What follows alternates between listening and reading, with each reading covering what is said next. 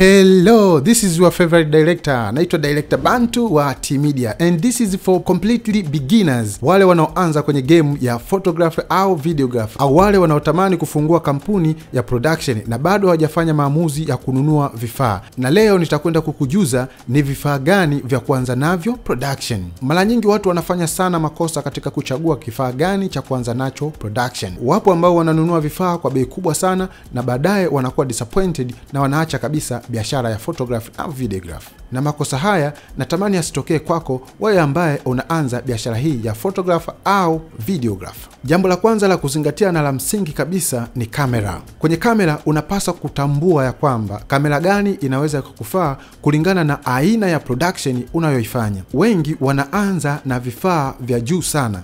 Unanunua kamera ya milioni 10, milioni 20, milioni 30 na kadhalika. Hali ya kwamba bado hujastabilize kwenye biashara yako na huna wateja wa kutosha wa kuwachaji gharama kubwa kulingana na quality ya vifaa vyako. Kwa hiyo basi unapaswa kuanza na kamera yenye budget ndogo ambayo inaweza kufanya kazi yako kulingana na wateja wako. Kumbuka ya kwamba wewe ndio kwanza unaanza. Hivyo basi ukinunua kamera kubwa itakupasa uchaji bei kubwa. Na kwa sababu haujulikani bado kwenye soko la videography au photography, unashauriwa kununua kamera inayoendana na status ya kampuni yako au status ya kwako mwenyewe binafsi. Kwenye kununua kamera kuna vitu kadha wa kadha vya kuzingatia. Je, kamera inashuti video peke yake au inashuti picha peke yake au inashuti video pamoja na picha? Zipo kamera zinashuti video na zinashuti picha vizuri kabisa. Hizi zinaitwa hybrid. Zipo kamera dedicated kwa ajili ya video peke yake lakini pia zinapiga na picha, ila ubora wa picha sio mzuri sana. Na zipo kamera dedicated kwa ajili ya picha na video zinapiga lakini ubora wake sio mzuri sana. Kwa hiyo unapaswa kufahamu ni kamera gani ya kuanza nayo wewe kama beginner. Ni lazima ujue aina ya sensor ya kamera yako. Sensor ni kifaa muhimu sana kwenye kamera kwa sababu sensor ndio ina determine quality ya video yako au quality ya picha yako. Kuna aina tofauti ya sensor. Kuna full frame sensor na kuna super 35 sensor na kuna micro four thirds sensor. Kwa hiyo unapochagua kamera ni lazima ufahamu aina gani ya sensor iko kwenye kamera yako. Full frame sensor ni sensor nzuri sana na inachukua picha na video nzuri sana. Lakini pia super 35 ni sensor nzuri sana kwa ajili ya video na picha. Lakini pia micro four thirds ni sensor nzuri, lakini hii hasa ni kwa ajili ya video. Kwa picha sio nzuri sana kwa sababu ni sensor ndogo ambaye ina accumulate mwanga kidogo. Kwa hiyo kwa ushauri wangu mimi Director Bantu wa T-Media, ukiweza kupata full frame sensor au super 35 itakuwa vizuri sana. Namba 2, kwa wewe ambaye unaanza game ya photography ama videography na unatamani kujua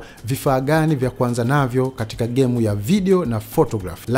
Lighting ni tools muhimu sana unapoanza game ya photography ama videography. Ili uweze kupata picha nzuri na yenye quality ni lazima uwe na light. Hapa pia watu wengi wanafanya makosa kwenye kuchagua aina gani ya taa itumike kwenye production. Wengi wanatamani kutumia very expensive gears ambazo zinawagharimu pesa nyingi na mwisho wa siku wanakuwa disappointed kwenye game ya photography ama videography. Kwa mimi ushauri wangu Director Bantu wa T-Media, anza na taa ya bei nafuu, au unaweza ukaanza hata na balbu hizi za kawaida. Unaweza ukanunua balbu yako ya kawaida hii ya taa ya umeme na ukatafuta foil ili ya kufungia chipsi, ukaitengeneza vizuri na balbu yako ukaiweka ndani na ukapata mwanga mzuri na ukapata picha nzuri kabisa. Namba 3 ni SD card. Ni lazima ufahamu ni SD card gani unahitaji kwa ajili ya matumizi ya kamera yako. SD card ziko za aina tofauti na zina speed tofauti. Kama ukinunua kamera ya 4K ni lazima upate SD card yenye speed kubwa. Kama ukinunua kamera ambayo inashuti 1080p unaweza ukanunua SD card kuanzia speed 30 au 32. Lakini ukiwa unatumia kamera inayoshuti 4K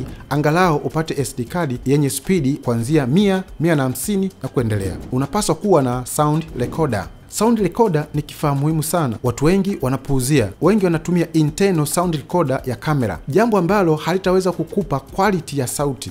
Unapaswa kutumia external sound recorder. Hii imetengenezwa maalum kwa ajili ya kukabiliana na hali tofauti, iwe ndani ama nje. Quality ya sound ni kitu muhimu sana kwenye game ya production. Unapokosea kwenye sound, basi ujue hata video yako watu hawataipenda. Video ikiwa na sound mbaya, hata kama quality ya video yako ni nzuri, mtazamaji atasema video ni mbaya. Hakikisha unakuwa na kifaa cha kustabilize picha yako ama video yako, okay? Na hapa kuna vifaa kadha wa kadha utakavyovitumia kustabilize picha ama video yako. Namba 1, unaweza ukatumia tripod stand.